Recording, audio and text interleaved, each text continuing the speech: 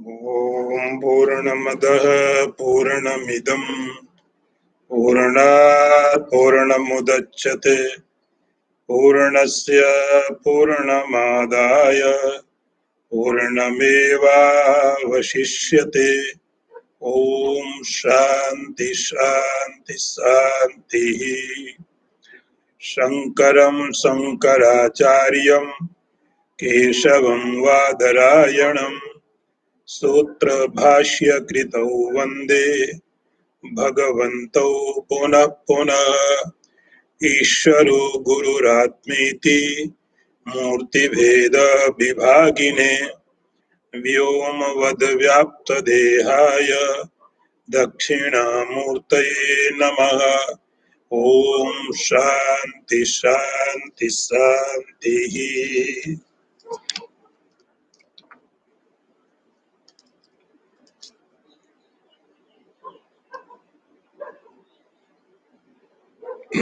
प्रतीतिर जीव जगतो स्वपन भाति यावतः तावन निरंतरम विद्वन स्व अध्यास अपनयम कुरु। अर्थ यह है, जब तक स्वप्न के समान जीव और जगत की प्रतीति हो रही है, तब तक हे विद्वन तुम अपने आत्मा में हुए इस अध्यास का निरंतर त्याग करो। अर्थ फिर देख लीजिए, जब तक स्वप्न के समान जीव और जगत की प्रतीति हो रही है, तब तक हे विद्वन अपने आत्मा में हुए इस अध्यास का निरंतर त्याग करते रहो।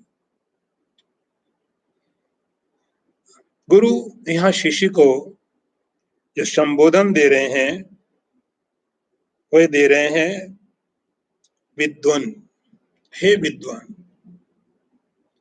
विद्वान का अर्थ है कि वो सब समझ चुका है, उसने पढ़ लिया है, समझ गया है, लेकिन अभी भी जीव और जगत की प्रतीति हो रही है। प्रतीति का अर्थ है मालूम पड़ते हैं। मालूम पड़ रहा है, दो चीजों के यहाँ पर आपको ध्यान देना होगा। एक है जीव और दूसरा है जगत।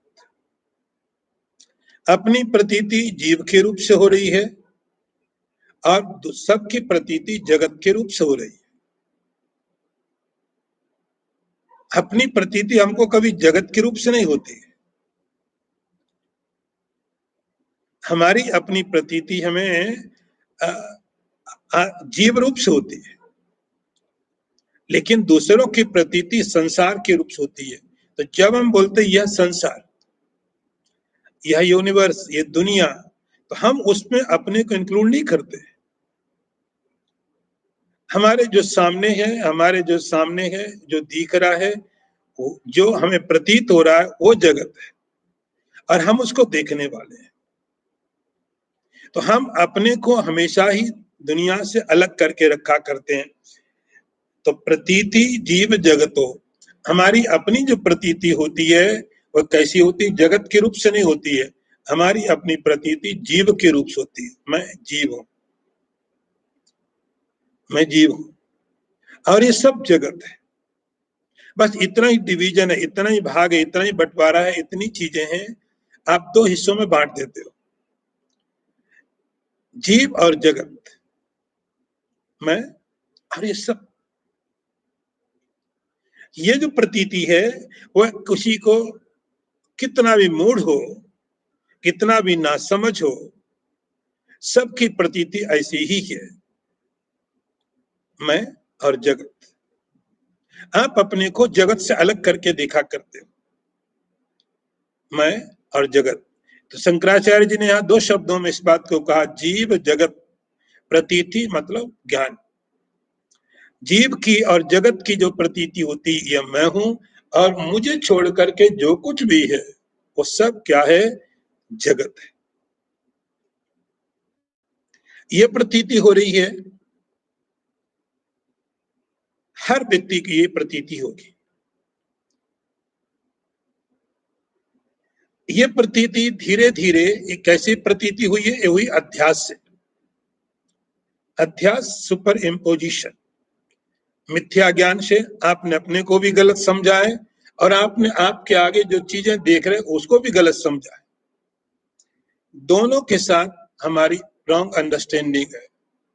हमारे बारे में भी हम अपने को भी ठीक नहीं समझ रहे हैं और जो जगत है, संसार है, हम उसको भी ठीक नहीं समझ रहे हैं। तब ये प्रतीति होती है जीव और जगत की प्रतीति।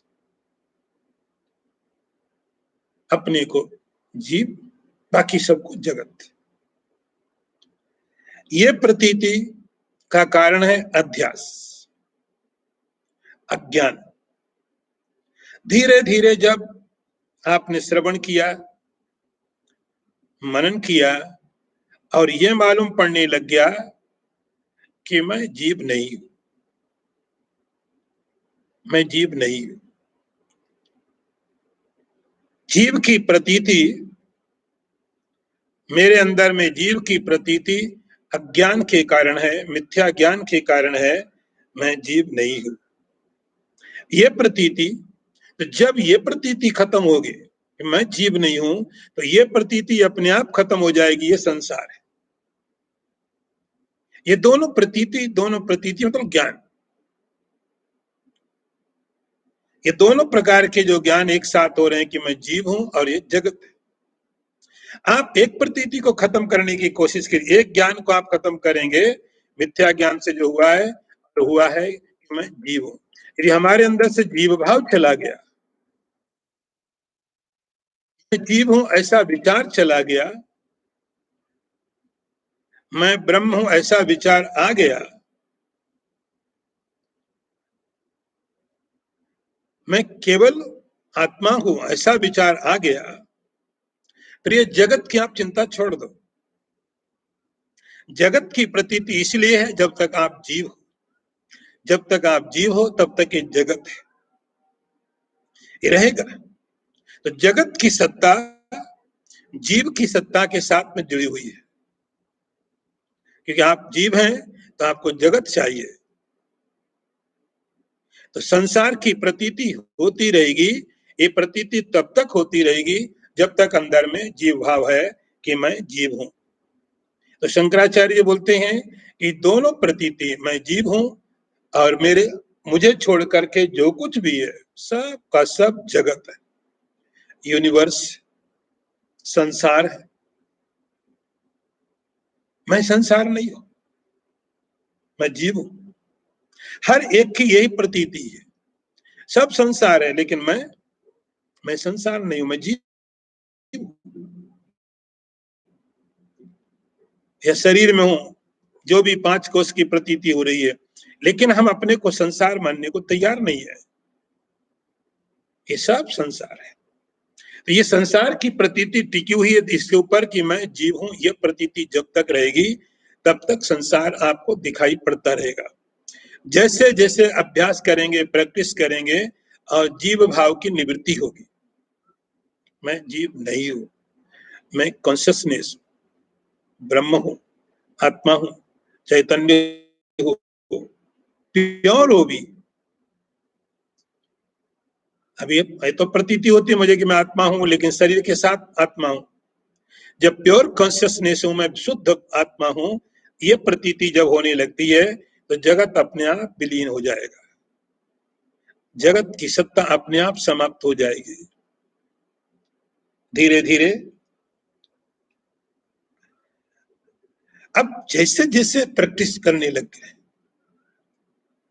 वैसे वैसे धीरे धीरे ये बात अंदर मन में बैठने लगी कि तुम शरीर नहीं हो, तुम जीव नहीं हो।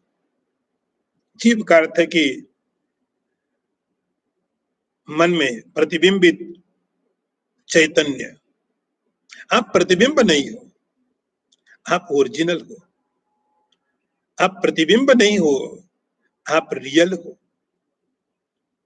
अभी तक जीव का अर्थ हुआ कि आप प्रतिबिंब हो, आप रिफ्लेक्शन हो।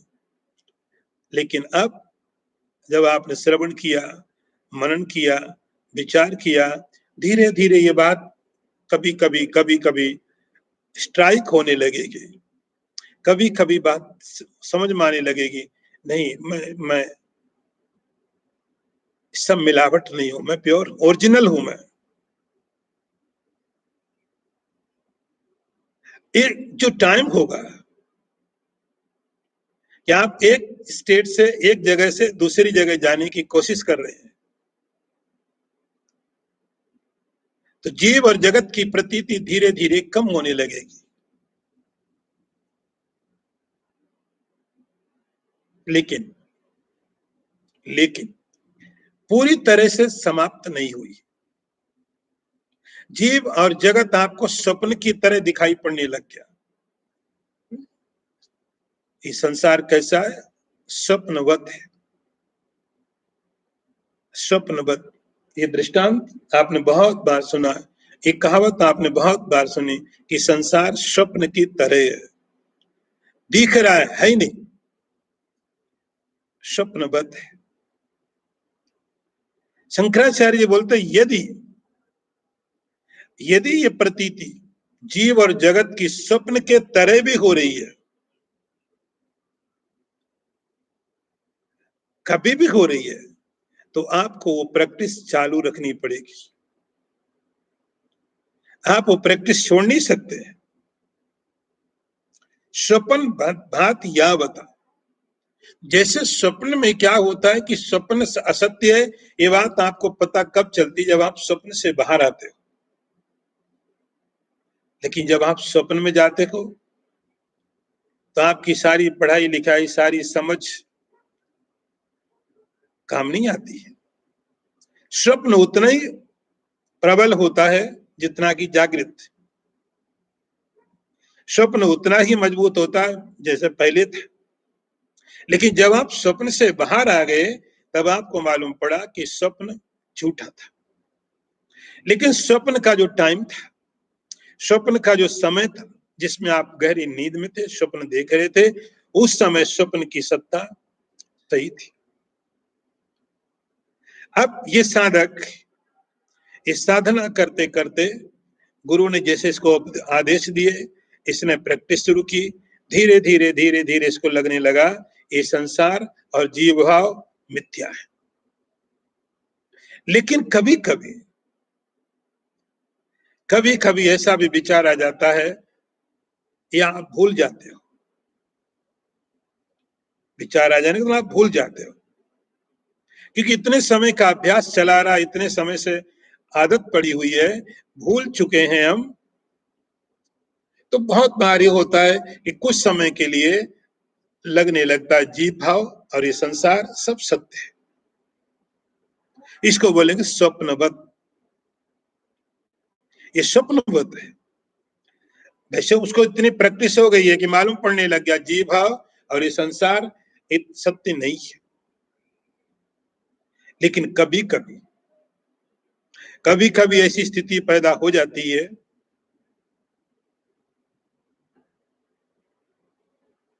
कुछ समय के लिए इसके अंदर सच्चाई, रियलिटी मालूम पड़ने लगती है।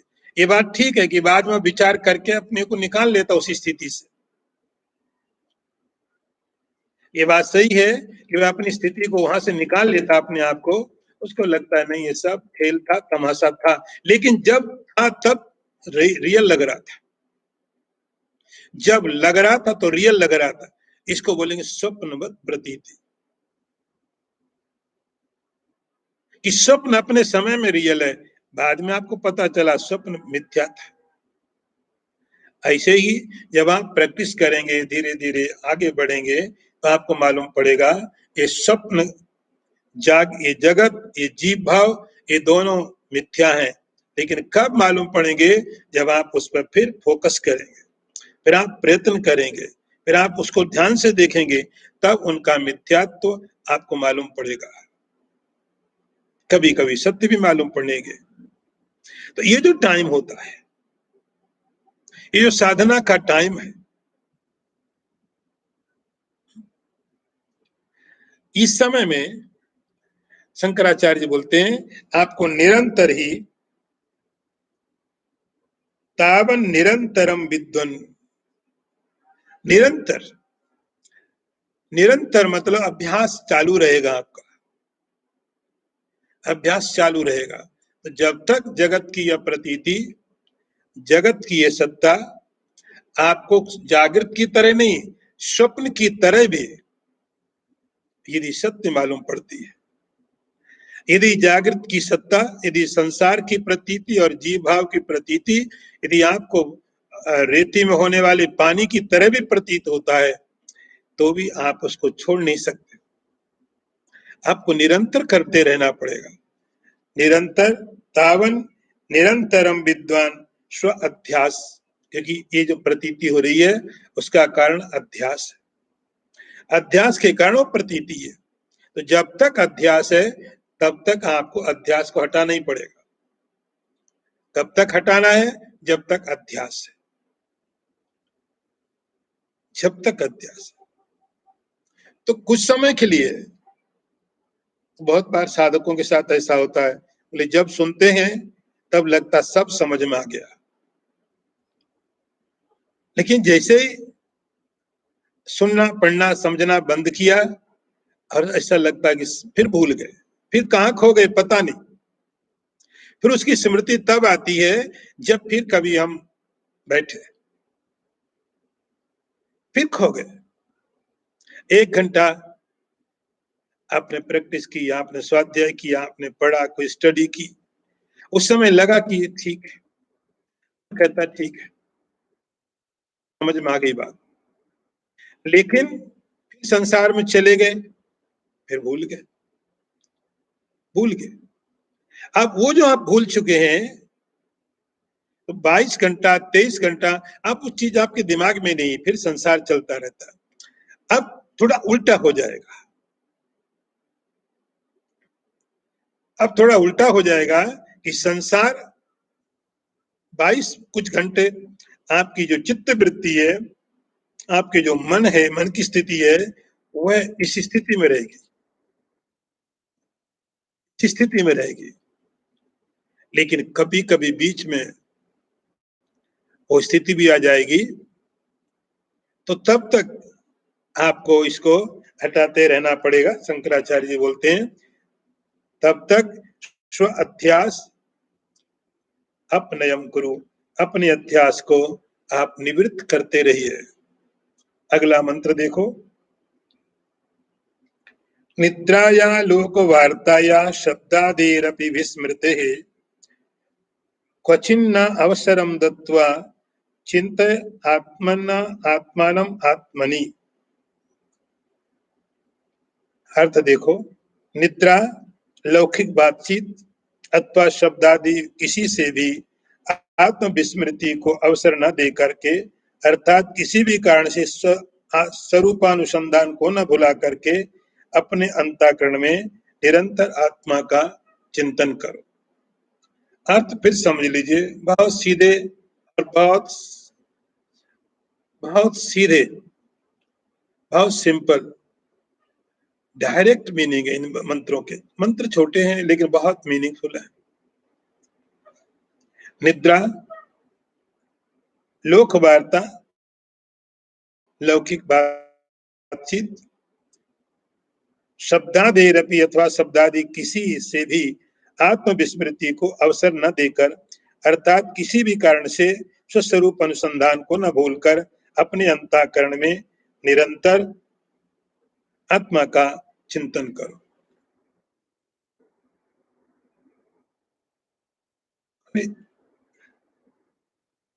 उसी बात को थोड़ा आगे बढ़ाया, यहां तक पीछे 9 मंत्रों में आपने एक बात का बहुत बार बार, आखिरी की लाइन रिपीट होती थी। आखिरी की लाइन में आखिरी का जो पद था, जो पाद था, वो रिपीट होता था, स्व अध्यास अपनयम कुरु, अपना अध्यास मिटाओ। कैसे कैसे मिटाओ, उसके लिए आपको बहुत तरीके दिए गए थे, लेकिन पर्पस था, उद्देश्य था केवल इतना, स्व अध्यास अपनयम कुरु, आप अपने अध्यास को हटाओ। इस प्रकार से 9 मंत्रों को आपको बताया गया था। अपने अध्यास को, भ्रम को, इग्नोरेंस को आप रिमूव करिए, हटाइए। ये बात बताइए। अब उसको दूसरी प्रक्रिया में थोड़ा आगे ले गए। निद्राया लोकवार्ताया शब्दादेरपि विस्मृति किंचिन्न क्वचिन्न अवसरम दत्वा। क्या होता है कि जब आप ये प्रैक्टिस करते हो या आप कोई भी प्रैक्टिस करते हो, कोई भी प्रैक्टिस करते हो, तो उसके बीच में जितना गैप हो जाता है वो गैप आपकी प्रैक्टिस को कमजोर कर देता है। कुछ भी प्रैक्टिस करते हो, लौकिक चीजें हैं, आप गाड़ी चलाना सीख रहे हो, आपने थोड़े समय सीखा, फिर आपने साल भर छोड़ दिया, थोड़ा आता था आप भूल गए। कुछ भी आप कुछ भी करते हैं और यदि प्रैक्टिस छोड़ देते हैं तो आपको जो मालूम था आप कमजोर हो जाता है। ऐसे ही जब ये अध्यास को अपने करते हैं, अध्यास को हटाते हैं और अपने स्वरूप के लिए कोशिश करते हैं, उस समय में यह प्रैक्टिस आपकी निरंतर चालू रहनी चाहिए। ये नहीं होगा तो बीच में हो जाएगा गैप। एक गैप कैसे कैसे होगा? निद्राया लोक वार्ताया, निद्रा, लोक वार्ता, शब्द आदि। निद्रा का अर्थ यहां पर नींद, सोना नहीं है। निद्रा का अर्थ यहां पर है कि आप प्रमादी हो जाते हैं, केयरलेसनेस, ध्यान नहीं दिया। अब ऐसा लगा प्रैक्टिस हो गई, जैसे आप किसी चीज को पहली बार करते हैं तो आप और थोड़ा अटेंटिव होते हैं, लेकिन धीरे धीरे धीरे धीरे एक मैकेनिकल चीजें होने लगती है, मैकेनिकल होने लगती है, या आपके अंदर उसके लिए थोड़ा इंटरेस्ट कम हो जाता है। करने लगे बार बार वही चीजें, बार बार वही चीजें। आपके अंदर उसके लिए इंटरेस्ट, पहले पहले थोड़ा सा इंटरेस्ट था, रुचि थी, क्या है इसमें, क्यूरियोसिटी थी। तो ये जो मैटर है क्यूरियोसिटी का नहीं है, ये जिज्ञासा का है, ये जिज्ञासा का है कि क्यूरियोसिटी थी, जाने इसके अंदर क्या है, जान लिया, एक बार जान लिया, दो बार जान लिया, फिर प्रमाद हो जाता है। इसको निद्रा का अर्थ हुआ प्रमाद। प्रमाद, इंटरेस्ट नहीं रह गया। ठीक है, कर रहे हैं, थोड़ा मैकेनिकल हो गया, बहुत इंटरेस्ट नहीं रह गया। उसको यहां पर लिखा निद्रा, कि जब आप किसी भी चीज को करते हैं तब उसमें प्रमाद एक बहुत बड़ा विघ्न है। उसमें जो प्रमाद है, ध्यान नहीं दे रहे हैं। और अध्यात्म में, वैसे तो संसार में भी सब जगह आपको कहा जाता है कि आप ध्यान दीजिए, ध्यान से पढ़ो, ध्यान से देखो, ध्यान से सीखो, ध्यान से चलो, ध्यान से ध्यान करो। ध्यान का मतलब बी अटेंटिव, बी अलर्ट। आप, क्योंकि प्रमाद बार बार ध्यान हावी हो जाता है, वो हमारा स्वभाव है। इसलिए बार बार गुरु जगाते हैं कि नहीं, प्रमाद नहीं कर सकते हो। तो प्रमाद का अर्थ है कि जब आप किसी के प्रति सावधान नहीं है, सावधान नहीं है मतलब आप रेस्पेक्ट नहीं कर रहे हैं। यदि हम किसी को रेस्पेक्ट करते हैं तो हम पूरे अलर्ट होते, पूरे सावधान होते हैं। हम अलर्ट नहीं है क्योंकि हम उसके प्रति उतना रेस्पेक्ट नहीं दे पा रहे हैं, इसलिए प्रमाद है। अब आपके पास कोई बहुत बड़ा आदमी आए और आप बैठे बैठे वहां पर थोड़ा सो रहे हैं, थोड़ी जमाई ले रहे हैं, थोड़ी नींद आ रही है, बीच बीच में खर्राटे भी आ जाते हैं। पहले पहले कथाओं में सब प्रवचनों में होता था, जो ज्यादा लोग होते थे, कथा चल रही और कथा में बड़ी अच्छी नींद आती थी क्योंकि मन थोड़ा शांत हो जाता है। तो प्रमाद करते कि आप इस साधना के प्रति किसी भी प्रकार से आलस्य नहीं करें। तो आपका जो प्रमाद है, आपकी जो रुचि का न होना, ये बहुत बड़ा विघ्न है। उसको दूर करके दूसरा लोक वार्ता है।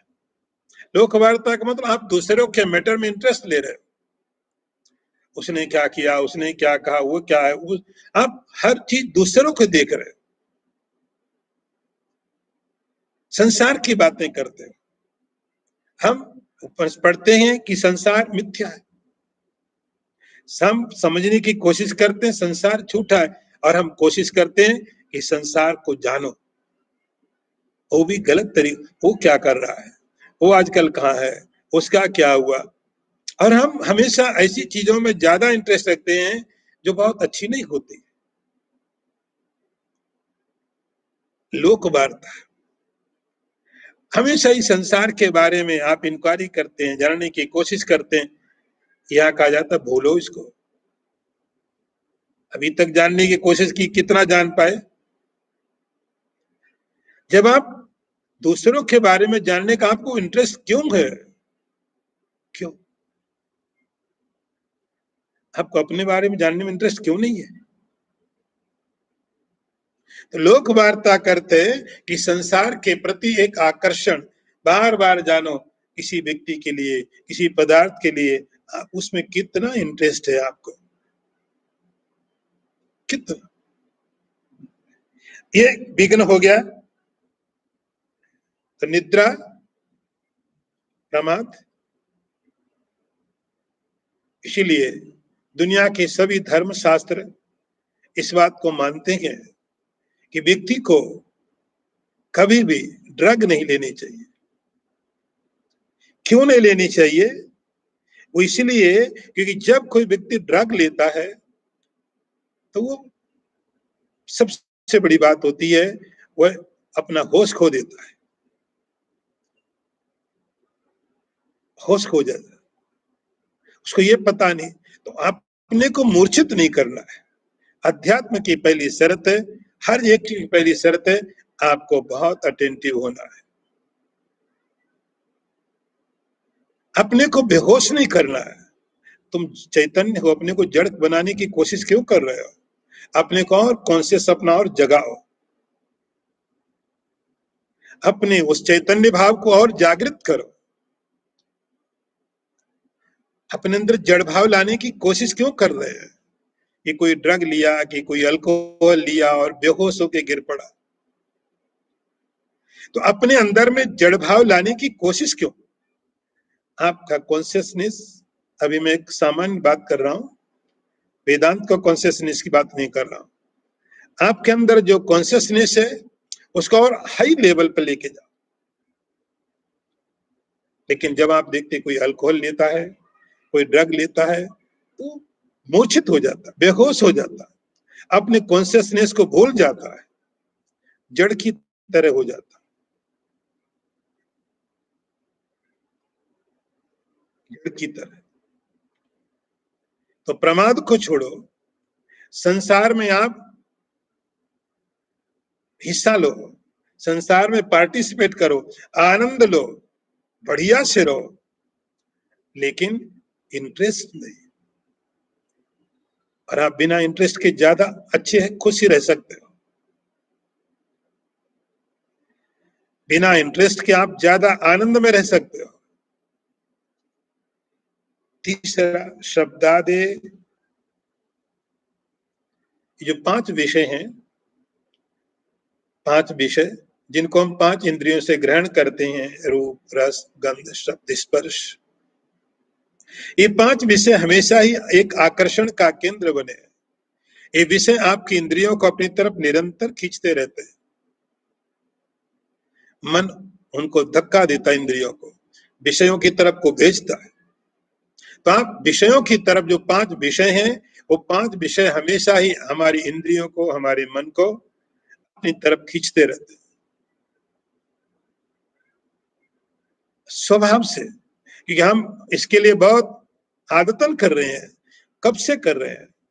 इन इंद्रियों को विषयों में लगा करके।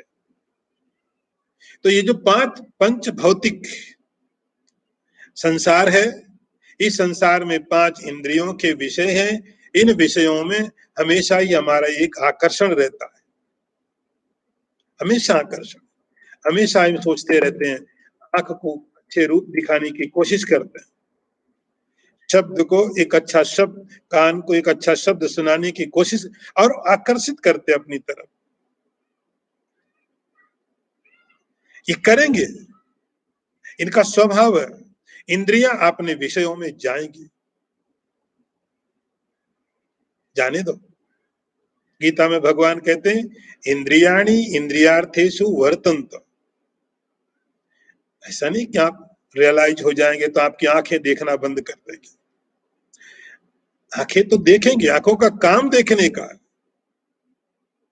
कानों का काम शब्द सुनने का है, जीव का काम बने इसलिए, उनको बनाया इसलिए गया है। उनकी कोई गलती नहीं है, ये उनकी क्वालिटी है, इनकी क्वालिटी है, इसलिए बनाए गए वो। तो संसार के पदार्थ, संसार के पांच विषय, शब्द आदि हमारी इंद्रियों को अपनी तरफ हमेशा ही खींचते रहेंगे, खींचते रहेंगे। इससे क्या होगा? इसका परिणाम होगा कि आप अपने आत्म स्वरूप को भूल जाओगे, प्रमाद के कारण आत्म स्वरूप को भूल गए, या संसार में इतना इंटरेस्ट लिया आपने किसी चीज में, उसके कारण भूल गए, या पांच इंद्रियों के जो विषय हैं इनमें आप चले गए तो आप अपने स्वरूप को भूल जाते हैं, विस्मृत है, विस्मृति हो जाती है। आप इतना खो जाते हो, इतना खो गए संसार में कि आप कहां, आपको वो पता नहीं है। आप ऐसी जगह खड़े हो जाओ जहां से दोनों को देख सको, जहां से संसार को भी देख सको और अपने को भी देखने की कोशिश करो। अपने को भूले बिना आप संसार को देखो, संसार मूल्यहीन हो जाएगा। अपने को देखते हुए संसार को देखो आप। लेकिन होता बहुत मुश्किल है। होता क्या है कि जैसे ही हमने संसार को देखा, अच्छी तरह से विस्मृति हो जाती है अपने आप की, अपने आप की विस्मृति होती है। ऐसे अवसर चिन्ह अवसरम दत्वा, शंकराचार्य जी बोलते हैं, ऐसा कोई भी मौका आने मत देना। आप कोशिश करना कि ऐसा मौका ना आए कि आप संसार को देखते रहो, अपने आप को, दृष्टा को भूल जाओ। आप करो प्रैक्टिस, अपने आप को भी देखो, संसार को भी देखो। आप प्रैक्टिस करके देखो कि संसार के विषयों को भी आनंद लो और बीच बीच में अपने को भी याद करते रहो। दोनों तरफ आपकी दृष्टि जानी चाहिए, दोनों तरफ आपके विचार जाने चाहिए। क्वचिन्न अवसरम दत्वा, ऐसा कोई अवसर, ऐसा कोई मौका आप विषयों, अपने आप को न देना कि आप अपने को विस्मृत कर दो, अपने आप को भूल जाओ। चिंत आत्मानम आत्मनि, आत्मानम आत्मनि चिंत, आत्मानम अपने आप को, आत्मानम अपने आप को, आत्मनि मन के अंदर, यहाँ आत्म दूसरे आत्मा का अर्थ है बुद्धि। अपनी बुद्धि के अंदर में, अपने मन के अंदर में, अपने चित्त के अंदर में एक चीज आप ध्यान रखते चलिए कि आप क्या है, फिर आप करो जो भी चलेगा। गीता में भगवान कहते हैं, माम अनुस्मर, युद्ध जा, आप युद्ध करो। अर्जुन को भगवान युद्ध का आदेश देते हैं, युद्ध करो। एक चीज बस, तुम हाथ से युद्ध करो, इंद्रियों को पूरी तरह लगाओ, पूरी शक्ति लगाओ, पूरा विचार लगाओ, लेकिन एक चीज है कहीं बहुत गहरे में, माम अनुस्मर, मुझे याद रखते रहना। या आपको माम का अर्थ अपने आप को समझ लेना पड़ेगा। गीता में भगवान का अर्थ वही है, माम का अर्थ है परमात्मा। तो आप जब अपने आप को याद करते हुए, संसार एक तरह का युद्ध तो लड़ रहे रोज, आप रोज फाइटिंग हो रही है, महाभारत से कम आप लड़ाई नहीं लड़ रहे हो, बस थोड़ा रूप बदल गया है, थोड़े तरीके बदल गए हैं, हथियार थोड़े बदल गए हैं, बाकी तो आप महाभारत रोज लड़ रहे हो। राम अनुस्मर, मेरा स्मरण करते रहो। यहाँ शंकराचार्य बोलेंगे अपना स्मरण करते हुए अब आप संसार में जाओ, ये संसार आपको समस्या पैदा नहीं करेगा। अगला मंत्र देखिए, माता पित्रोर मलोद्भूतम मलमांसमयम वपुः त्यक्त्वा चांडाल बद्दूरम ब्रह्मी भूय कृति भव। माता पिता के मल से उत्पन्न हुआ मल मांस से भरे हुए इस शरीर को चांडाल के समान दूर से ही त्याग कर ब्रह्म भाव में स्थित होकर कृत कृत्य हो जाओ। अब पहले आपको बताया कि आप संसार में कैसे रहें, जगत के बारे में। अब आपको बताया जा रहा है आप अपने साथ कैसे रहें, जीव के बारे में कैसे। जो प्रतीति थी जीव और जगत की, तो पहले आपको जगत के बारे में बता दिया। अब आप अपने साथ मतलब आपका शरीर आपके साथ है, इस शरीर के साथ आपको कैसे रहना है। शरीर के साथ एक दृष्टांत दिया है, चांडाल वत। चांडाल वत का अर्थ हुआ जैसे आप चांडाल से एक दूरी बना के रखते हैं। चांडाल का अर्थ क्या है? चांडाल का अर्थ होता ऐसा व्यक्ति जो अपवित्र है। चांडाल का अर्थ होता ऐसा व्यक्ति जिसने कई दिनों से नहाया नहीं है, जिसके कपड़े गंदे हैं, जो भी इसके शरीर में से बांस आ रही है, गंध आ रही है। तो ऐसा व्यक्ति जब आपके पास आता है तो आप उससे एक डिस्टेंस मेंटेन करते हो, अपने आप करते हो। चांडाल का अर्थ हुआ ऐसा व्यक्ति जो गंदा है, उसके गंदे कपड़े हैं, उसका खाना गंदा है, उसका बैठना गंदा है, उसकी बातें करने का ढंग, सब चीजें इतनी खराब हैं कि आप उससे थोड़ा अपने को मेंटेन करते हो, दूरी रखते हो। इतनी बात आ रही है उससे। चांडाल कोई व्यक्ति नहीं है, चांडाल कोई कास्ट नहीं है। चांडाल का अर्थ हुआ वह व्यक्ति जो अभी अपवित्र है, जिसके कारण हो सकता है आप भी अपवित्र हो जाओ। इस शरीर के स्तर की बात है। अभी इस बात को आप समझने के लिए ऐसे समझें, जैसे आजकल ये जो टाइम चल रहा है, कोई कोरोना पॉजिटिव है, एक कोरोना पॉजिटिव पहले नेगेटिव था, पॉजिटिव हो गया। तो जब कोरोना पॉजिटिव कोई व्यक्ति है का बहुत परिचित है, आप उसका हित चाहते हो, आप उसे घृणा नहीं करते हो, लेकिन आपको पता है कि इस इन्फेक्शन से बचने के लिए, ये तो इन्फेक्टेड है,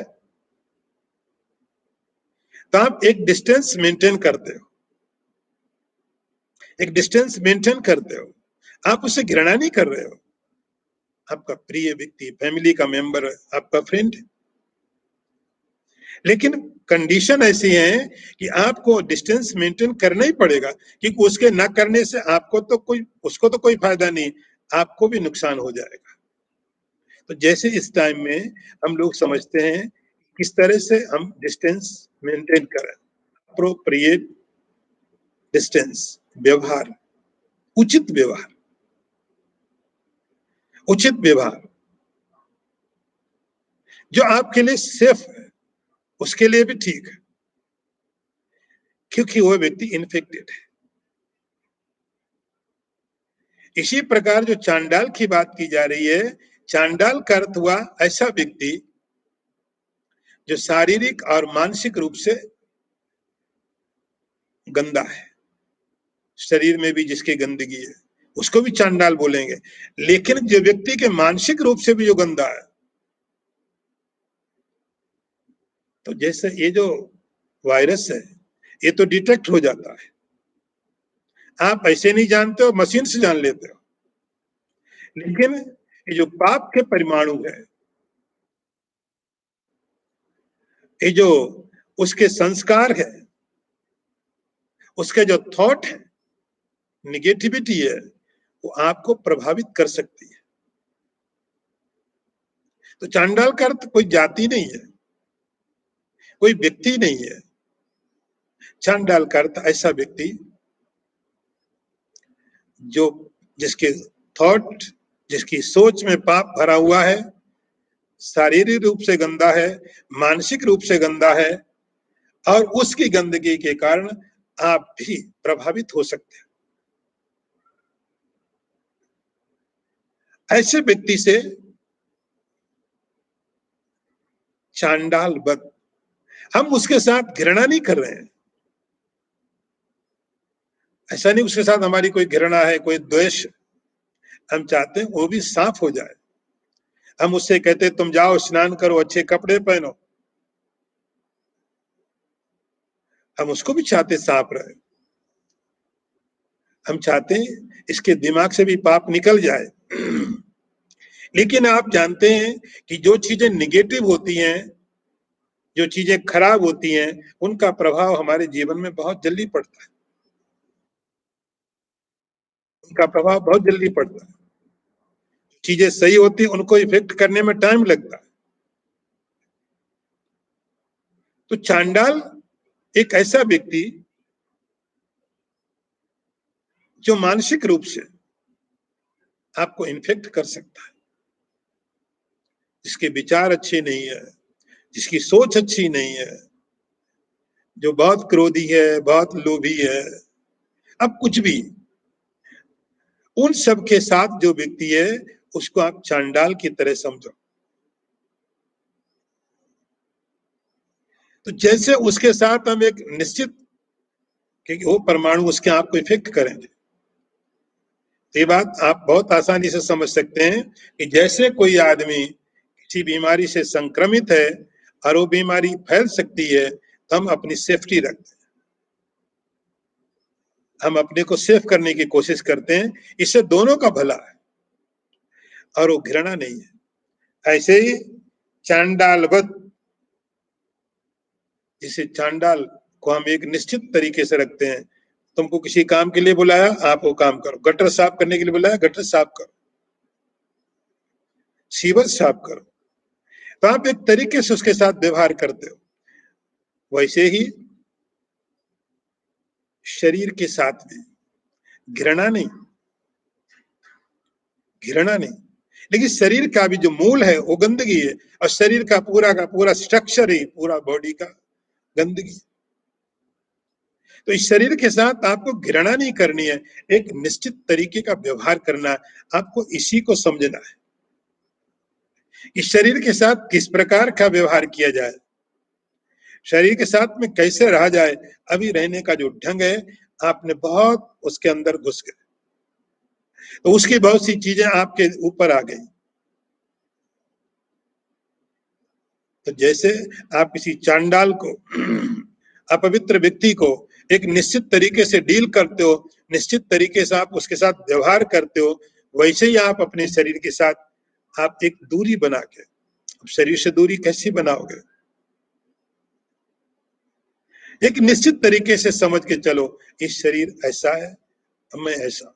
तो शरीर का अपमान नहीं, शरीर के साथ घृणा नहीं, लेकिन शरीर के साथ कैसे रहना, ये समझना एक बहुत बड़ा अध्यात्म का रहस्य, जो साधक को समझना ही पड़ेगा।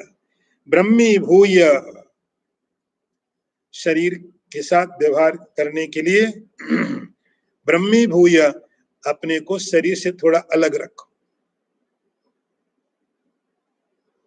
शरीर से थोड़ा अलग करो। जब ये सब मिक्स हो गया है तो जैसे आप चांडाल से अपने को थोड़ा अलग करके समझते हो, वैसे ही शरीर से अपने को थोड़ा अलग करके, और जब आप शरीर से थोड़ा अलग करके समझोगे तो अपने को ब्रह्म ही समझ पाओगे। ब्रह्मी भूय कृति भव, आपका जो अंतिम लक्ष्य है वो आप प्राप्त करो। अगला मंत्र देखिए, घटाकाशम महाकाश इव आत्मानं परात्मनि विलापय अखंड भावेन तुष्टिम भव सदा मुने। हे मुने, घट का नाश होने पर जैसे घट आकाश महाकाश में मिल जाता है, वैसे ही जीवात्मा को परमात्मा में लीन करके सदा सर्वदा अखंड भाव से मौन होकर स्थित रहो। हे मुने, गुरु आगे अगला एड्रेस करते, हे मुने। वेदांत का बहुत प्रसिद्ध दृष्टांत है घटाकाश और महाकाश। बहुत बार हमने सुना है कि जैसे आकाश घड़े के अंदर है और एक आकाश जो बाहर है, इसको महाकाश बोला। तो घड़े के अंदर जो आकाश है वो सीमित है और महाकाश अनंत है। दोनों अलग अलग दिखाई पड़ते हैं क्योंकि घड़े की कुछ सीमाएं हैं, बाउंड्री है। जैसे ही घड़ा टूट गया तो घड़े के अंदर होने वाला जो आकाश है का क्या हुआ, घड़े के अंदर जो आकाश है उसका क्या हुआ। जैसे आप शीशे के आगे खड़े हुए हैं, आपका रिफ्लेक्शन शीशे में पड़ रहा, शीशा हट गया या आप चले गए तो आपके रिफ्लेक्शन का क्या हुआ, उसकी क्या हिस्ट्री है, उसका क्या प्रेजेंट है। आप जब तक सामने खड़े हैं, सामने रिफ्लेक्ट हुए, आप प्रतिबिंब पड़ा आपका, लेकिन जैसे ही आप हट गए या शीशा हट गया तो आप हटने के बाद शीशे हटने के बाद आपका जो रिफ्लेक्शन उसके अंदर था उसका क्या हुआ, उस बेचारे की क्या स्थिति है, वो आया कहां से, चला कहां गया, शीशे के अंदर छिपा, शीशे से बाहर निकला या शीशे में मिल गया, हुआ क्या उसका, जितने ऑप्शन थे क्या हुआ, क्या उस कुछ नहीं हुआ, तो रिफ्लेक्शन था। रिफ्लेक्शन था तो जिस समय दिख रहा तो उस समय में भी नहीं था। घटाकाश के अंदर जो आकाश है, तो जब तक घड़ा नहीं बना था तब तक वो आकाश कहाँ रह रहा था, और जब आप कभी घड़े को तोड़ देते हो तो उसके अंदर जो आकाश, उस बेचारे का क्या हुआ, कभी सोचा इसको दूसरे घड़े की व्यवस्था करके दो, ये जाएगा कहाँ। तो घटाकाश घड़े के टूटने के बाद में महाकाश में मिल जाता है। एव आत्मानं परात्मनि, गुरु कहते हे मुनि, हे विचारशील, हे मननशील, मुनि का अर्थ जो मनन कर रहे,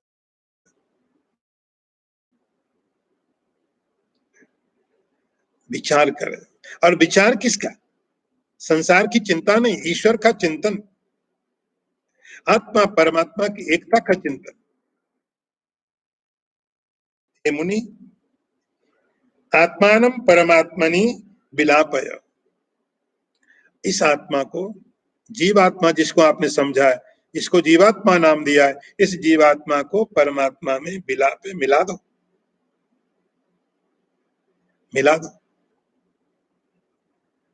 मिलाने का तरीका बहुत सिंपल है। जैसे घड़े को, घड़े के आकाश को घड़े में मिलाना, महाकाश में मिलाना है, तो आपको क्या करना है उसके लिए, आप निकालोगे घड़े में से फिर मिलाओगे। घड़े के अंदर, किसी बर्तन के अंदर जो आकाश है, इस कमरे के अंदर जो आकाश है, इसको हम लोग मठाकाश नाम दिया। कमरे के अंदर जो आकाश है, इस आकाश को यदि हमने उस महाकाश के साथ मिलाना तो क्या करना, कैसे निकालेंगे? आप एयर तो वैक्यूम कर सकते हो, लेकिन इस आकाश को कैसे निकालोगे? कि रूम में से आकाश को निकालो और महाकाश में मिला दो, कोई तरीका नहीं, कोई तरीका नहीं है। एक ही तरीका है कि रूम की जो दीवारें हैं हट गई,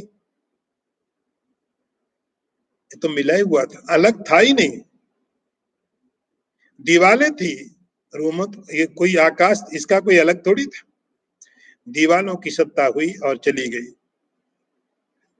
वैसे ही आत्मानम परमात्मनि विलाप है, इस जीव को परमात्मा में मिलाओ। कैसे मिलाओगे? जीव आत्मा को पकड़ोगे, ले जा करके परमात्मा में डाल दोगे? ये राजीव आत्मा उठा करके डाल दिया परमात्मा में। विलाप करते हैं, विचार करते हैं, अहम तत्त्वमसि का विचार करते हैं, अहम ब्रह्मास्मि पर विचार करते हैं। अपना जो अध्यास था उस अध्यास को आप हटाओ। जैसे कमरे की दीवारें आप हटाएंगे, आकाश को कुछ नहीं करना है आपने, आकाश में कुछ हुआ भी नहीं था, वहां कोई सेपरेशन नहीं था, कोई डिवीजन नहीं था, था तो केवल दीवारें, छोटी बाउंड्री। जैसे आपने घड़े को तोड़ा, आकाश को कुछ नहीं करना है।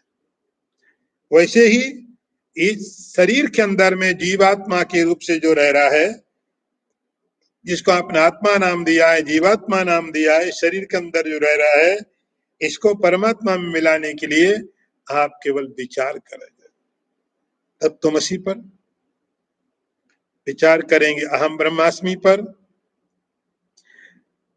विचार करेंगे कि आप अनलिमिटेड हैं, आप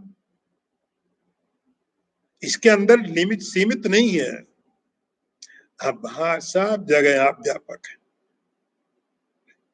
तो इस परम आत्मा को जीवात्मा में आप विलाप है, हम मिला दीजिए।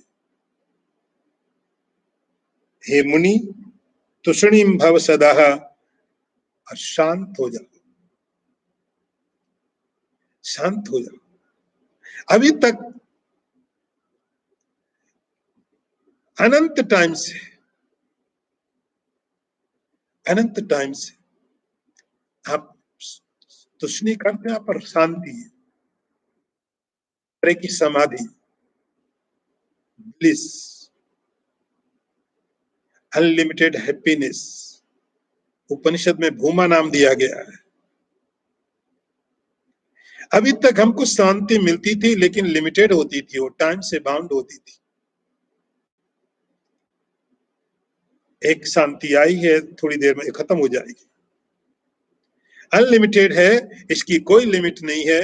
तुष्णीम भव कहते हैं, हे मुनि तुम निरंतर इसके साथ में एक रूप हो जाओ, ये तुम्हारी शांति कभी नहीं जाएगी, ये तुम्हारा होना कभी नहीं जाएगा। तुष्णीम भव अर्थात अब तुम जिस आनंद की स्थिति में रहोगे, अब तुम जिस आनंद में रहोगे, ये आनंद तुमसे कभी नहीं जाएगा, क्योंकि अब तुम अनंत हो गए। अभी आप सीमित थे, शरीर में सीमित थे, तो आपकी जो चीजें मिलेगी सीमित ही मिलेगी। आपको शरीर में रह करके जो भी मिलेगा सीमित मिलेगा, लेकिन जब आप असीम हो गए, अनंत हो गए, इस अनंत की स्थिति में अब आपको जो भी मिलेगा अनंत मिलेगा। अब आपकी शांति, आपका आनंद, क्योंकि अब आपने अनंत होकर आनंद को प्राप्त किया है, तो आनंद की प्राप्ति होगी, अनंत शांति की प्राप्ति होगी। तुष्णीम भव हे मुनि शांत हो जाओ, अर्थात आनंद में तुम अपने स्वरूप में स्थित हो जाओ। ओम पूर्णमदः पूर्णमिदं पूर्णात् पूर्णमुदच्यते पूर्णस्य पूर्णमादाय पूर्णमेवावशिष्यते। ओम शांति शांति शांति। शंकरं शंकराचार्यं केशवं वादरायणं सूत्रभाष्यकृतौ वन्दे भगवन्तौ पुनः पुनः। ईश्वरो गुरुरात्मेति मूर्तिभेद विभागिने व्योमवद्व्याप्तदेहाय दक्षिणामूर्तये नमः। ओम शांति शांति शांति।